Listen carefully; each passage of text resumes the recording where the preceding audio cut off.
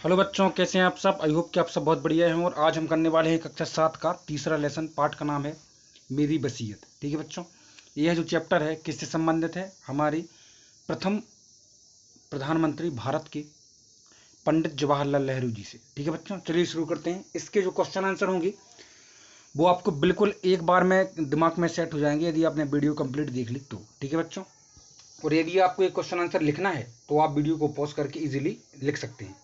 सबसे पहले आपको क्या कहा गया है? निम्नलिखित प्रश्नों के उत्तर लिखिए। तो हमको इन प्रश्नों की क्या देना है?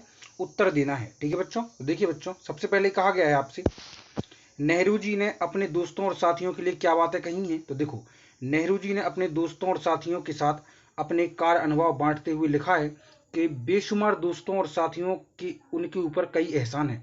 मतलब जो उनके दोस्त थे उन्होंने इनका कई बार सहयोग किया होगा, इसलिए उनकी कई एहसान है पंडित जवाहरलाल नेहरू जी पर। ठीक है, वे बड़े बड़े कामों में एक दूसरे के साथ रहे, मिलजुल कर काम किया और सफलता और सुख और दुख दोनों में भी शामिल रहे। कौन? उनके दोस्त।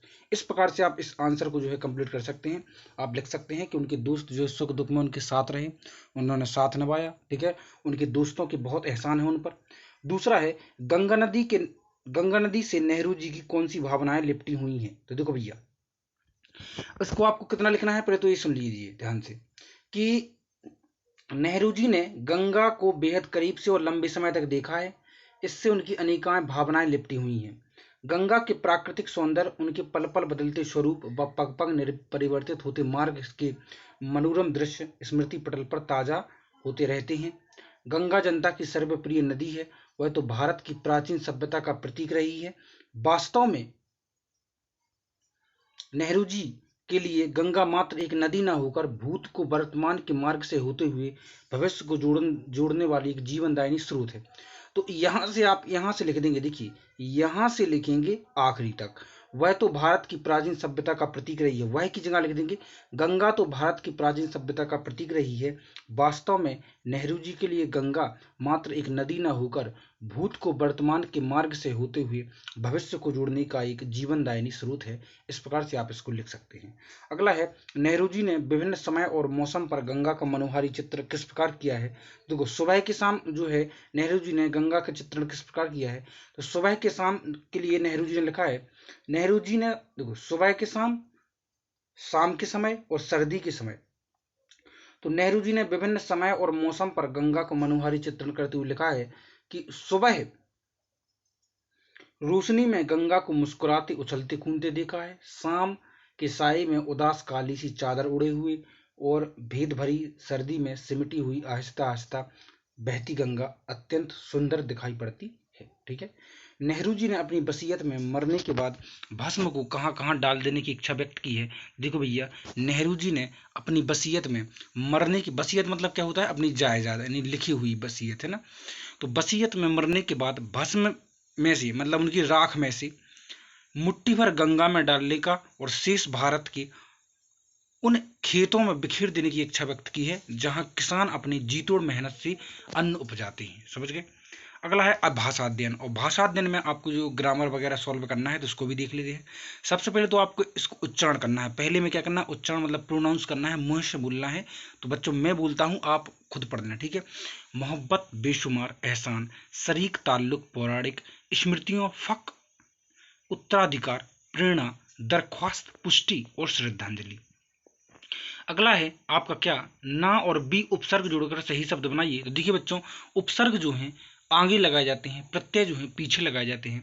देखो देश, तो देश में अगर हम तो उपसर्ग लगाएंगे तो बी, तो विदेश। ठीक है, देखो कामयाबी में ना उपसर्ग से नाकामयाबी, समझ में ना उपसर्ग से ना समझ, काबिल का नाकाबिल, बालिक का नाबालिग, मुमकिन का नामुमकिन, देश विदेश, योग वियोग, जय विजय, राग विराग और ज्ञान विज्ञान। इस तरह से हम इसको कंप्लीट कर सकते हैं। अगला है, निम्नलिखित शब्दों का अर्थ स्पष्ट करते हुए वाक्यों में प्रयोग करें। अस्थियां, अस्थियां मतलब होती हैं अपने शरीर की हड्डियां। ठीक है, तो अस्थियां अर्थ क्या है इनका? हड्डियां। और इनको वाक्य में प्रयोग करेंगे तो कैसा बनेगा? नेहरू जी की अस्थियों को पवित्र गंगा में विसर्जित किया गया। फिर दूसरा है आपका परंपरा। तो परंपरा मतलब होते हैं रीति रिवाज। ठीक है, तो इसका हम अर्थ वाक्य में प्रयोग इस प्रकार करेंगे, अतिथि का देवता के समान स्वागत सत्कार भारतीय संस्कृति की प्रमुख परंपरा है।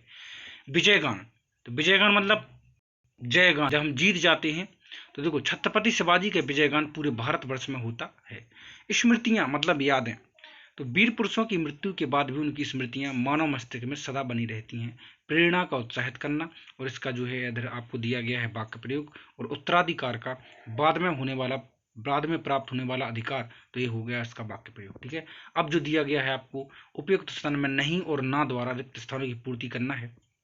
तो आपको सबसे पहले देखो इधर इधर लिखा है आपको कितने हैं इधर। हाँ देखो, मैं आज सभा में नहीं जाऊंगा और ना तुमको जाने दूंगा, तो पहले में नहीं और दूसरे में ना। माँ ने मुझे नाश्ता नहीं बनाने दिया और ना ही खुद बनाया, तो इसमें नहीं और ना।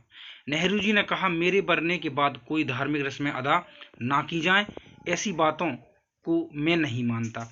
ठीक है, राजू को आज खेलने नहीं दिया जाए क्योंकि उसने साला का कार्य पूरा ना किया है। तो इधर आपको दिख रहे होंगे, इसके अनुसार भी आप सॉल्व कर सकते हैं। इसके बाद दिया गया है आपको नीचे उदाहरण के अनुसार वाक्यों को अलग करें। जैसे कि देखिए बच्चों, अगला क्वेश्चन नंबर 5 में आपको उदाहरण के अनुसार आपको वाक्य अलग अलग करना है। जैसे इधर आपको दिया गया है मिश्र वाक्य, ठीक है, इसको आपको चेंज करना है। जैसे मैं चाहता हूं कि हिंदुस्तान इन सब जंजीरों को तोड़ दे। संयुक्त वाक्य में आपको देखो मैं चाहता हूं हिंदुस्तान इन सब जंजीरों को तोड़ दे, मतलब जिसमें आपको जो जोड़ने वाले जो शब्द दिए गए हैं इनको अलग करना है। ठीक है, जो कंजक्शन को अलग करना है।